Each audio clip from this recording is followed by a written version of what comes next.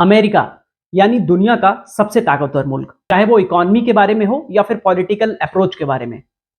इसके साथ ही अमेरिका को अगर डिफाइन किया जाए इंडियन रेफरेंस में, तो अमेरिका भारत का सबसे नजदीकी रक्षा भागीदार है। अमेरिका भारत का स्ट्रैटेजिक पार्टनर भी है और अमेरिका ने भी अपनी डिफेंस पॉलिसी में ये चीज मेंशन की है कि इंडिया अमेरिका का एक रणनीतिक कूटनीतिक भागीदार है। लेकिन सबसे बड़ी बात जो है कि इन सब के अलावा अमेरिका पूरी दुनिया में ह्यूमन राइट्स के मुद्दे पर, सेकुलरिज्म के मुद्दे पर और डेमोक्रेटिक वैल्यूज का सबसे बड़ा एडवोकेट है। इन सब की सबसे ज्यादा वकालत अमेरिका ही करता है और सन 2000 से लेकर अब तक अमेरिका ने भारत को 100 बार से ज्यादा यानी मोर देन 100 टाइम्स सेकुलरिज्म के मुद्दे पर, ह्यूमन राइट्स के मुद्दे पर और डेमोक्रेटिक वैल्यूज के मुद्दे पर भारत को ब्लेम किया है। और आपने लगातार ये चीज न्यूज में भी देखी होगी, मीडिया रिपोर्ट्स में देखी होगी कि अमेरिका ने भारत को सेकुलरिज्म के मुद्दे पर बोला, अमेरिका ने भारत को डेमोक्रेटिक वैल्यूज के लिए बोला। तो ये सारी चीजें लगातार अमेरिका करता रहता है क्योंकि अमेरिका अपने आप को दुनिया में सबसे बड़ा वकील समझता है इस डेमोक्रेटिक वैल्यू का, ह्यूमन राइट्स का और रिलीजियस फ्रीडम को लेकर। लेकिन एक ऐसी रिपोर्ट आई है जिसने अमेरिका को चौंका कर रख दिया है, जिसने पूरी दुनिया को चौंका कर रख दिया है कि जो देश दुनिया में डेमोक्रेटिक वैल्यूज की इतनी बड़ी वकालत करता है, ह्यूमन राइट्स की इतनी बड़ी वकालत करता है, उसी देश में ह्यूमन राइट्स का इतना बड़ा उल्लंघन होता है और रेसिज्म का बोलबाला है।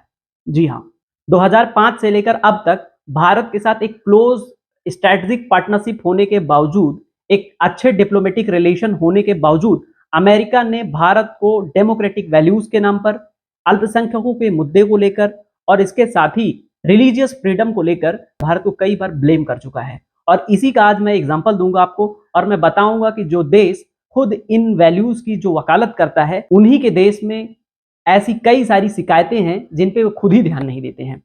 जुलाई 2022 में अमेरिका के इंटरनेशनल एक्सपर्ट की जो टीम है, जिसे CFR के नाम से जाना जाता है, यानी काउंसिल ऑन फॉरेन रिलेशन, ने एक रिपोर्ट पब्लिश की और उसमें बताया गया कि भारतीय मुस्लिम आबादी, भारत में जो मुस्लिम अल्पसंख्यक हैं, वो हाशिए पर कैसे जा रहे हैं। और इस रिपोर्ट में यह भी बताया गया कि भारत में कैसे मुस्लिम अल्पसंख्यक के साथ शोषण होता है, मुस्लिम अधिकारों का हनन होता है और इसके साथ ही भारत की दुनिया भर में छवि खराब करने की कोशिश की गई इस रिलीजियस फ्रीडम को लेकर, भारत में मुस्लिम माइनॉरिटी को लेकर। इसके बाद 23 नवंबर 2022 को एक और रिपोर्ट पब्लिश की जाती है जिसका टाइटल था religious freedom related human rights in India under threat.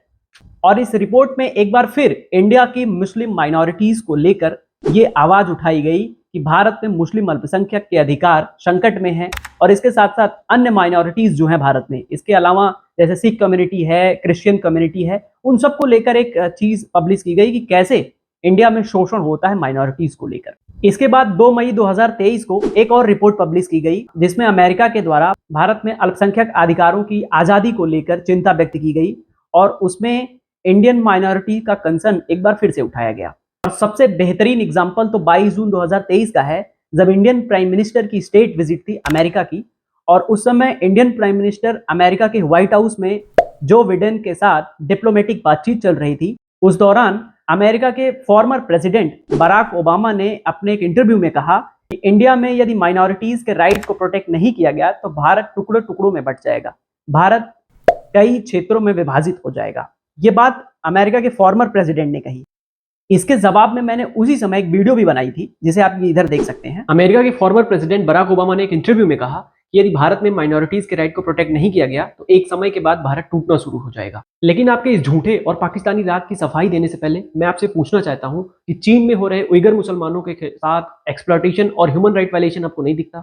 आपको आपके ही देश में रेसिज्म और वहां रहने वाले अरब अमेरिकन, एशियन अमेरिकन और अफ्रीकन अमेरिकन के साथ होने वाले एक्सप्लॉयटेशन, ह्यूमन राइट वायलेशन और उनके लिमिटेड राइट्स आपको नहीं दिखते?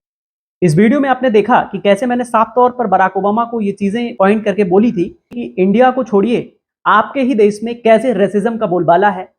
ऑस्ट्रेलिया, ब्रिटेन, फ्रांस जैसे देशों में कैसे उनकी पुलिस व्यवस्था, जो दूसरे देश के लोग वहां पर रहते हैं, चाहे वो इंडिया के हों या फिर किसी भी एशियन कंट्रीज के हों या किसी भी अन्य देश के हों, उनके साथ कैसे एक्सप्लॉयटेशन किया जाता है, उनके साथ कैसे शोषण किया जाता है। इसके बाद जुलाई 2023 में एक और रिपोर्ट पब्लिश होती है USCIRF की, जिसमें अमेरिका की इस रिपोर्ट में यह दावा किया गया कि भारत में धार्मिक शोषण भयावह स्तर पर है और इंडिया को कंट्री ऑफ पार्टिकुलर कंसर्न की श्रेणी में डाल देना चाहिए।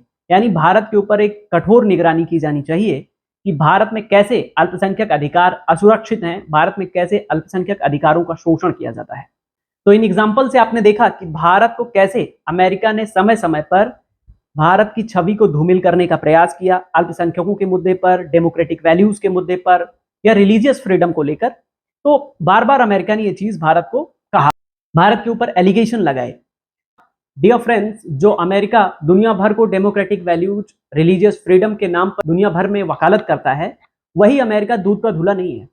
दरअसल 2020 में अमेरिका में जॉर्ज फ्लॉयड की हत्या होती है, जो कि एक अफ्रीकन मूल के थे, ब्लैक थे, और रेसिज्म के चलते उनकी हत्या होती है। और इसी के बाद अमेरिका में जो रेसिज्म का काला सच है वो सामने आया था दुनिया भर के सामने। और मैंने भी अपने वीडियो में ये चीज बताई थी कि कैसे अमेरिका में रेसिज्म कितने चरम पे है और कैसे वहां की सिस्टम में भी ये रेसिज्म का बोलबाला है। जॉर्ज फ्लॉयड की हत्या के बाद यूनाइटेड नेशन ने एक कमेटी बनाई, एक इन्वेस्टिगेशन टीम बनाई कि अमेरिका में रेसिज्म को इन्वेस्टिगेट किया जाए कि रेसिज्म किस हद तक अमेरिका में चलता है और इसका क्या असर है। तो जो यूनाइटेड नेशन ने टीम बनाई, उसने 12 दिन तक अमेरिका में इंस्पेक्शन किया और खासकर अमेरिका के बड़े शहरों जिसमें वाशिंगटन, लॉस एंजलिस और कई बड़े शहर शामिल थे। इसमें जांच के बाद जो रिपोर्ट सामने आई उसने पूरी दुनिया को हैरान कर दिया।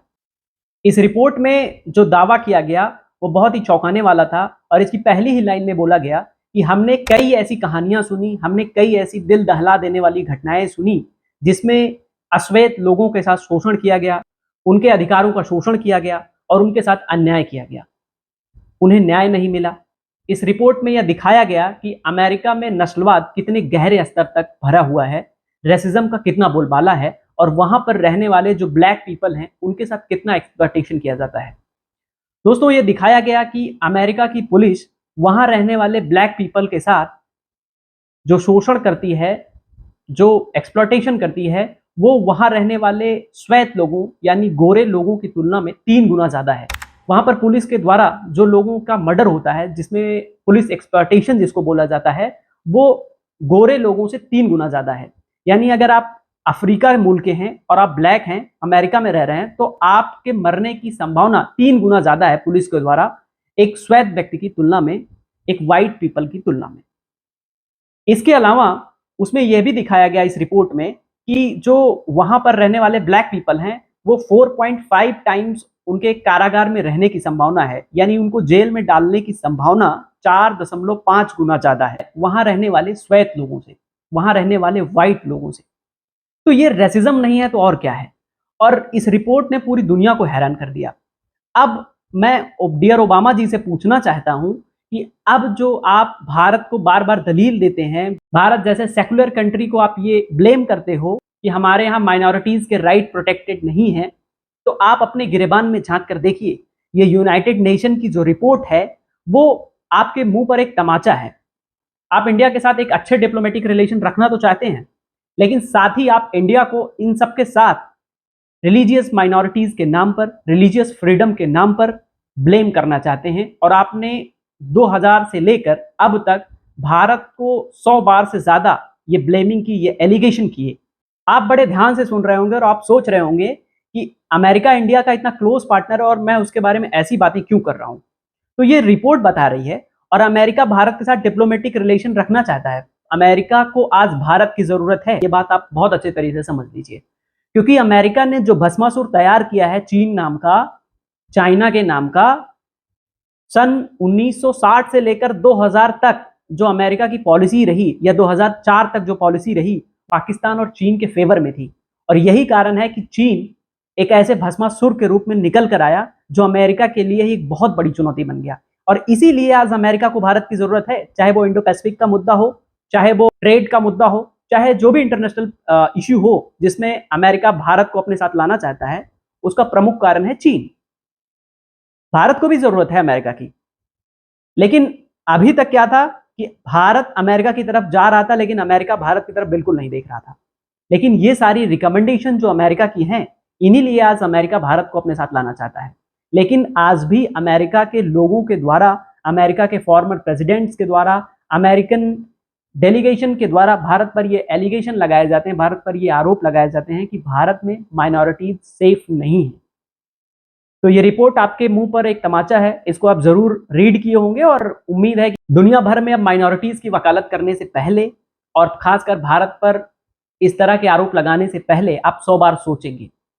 थैंक यू सो मच दोस्तों, आपने ये हमारी वीडियो देखी और वीडियो को लाइक करिए, वीडियो को शेयर करिए। दोस्तों आपसे एक रिक्वेस्ट है कि इस वीडियो को बनाने के लिए हमको रिसर्च करनी पड़ती है, हमको कंटेंट के लिए काफ़ी मेहनत करनी पड़ती है। और अगर आप हमारे वीडियो, हमारे फैक्ट से सहमत हैं तो चैनल को अभी सब्सक्राइब कर लीजिए, क्योंकि इस तरह के एनालिटिकल रीजनेबल वीडियो मेरे ही चैनल पर मिलेंगे आपको। Thank you so much.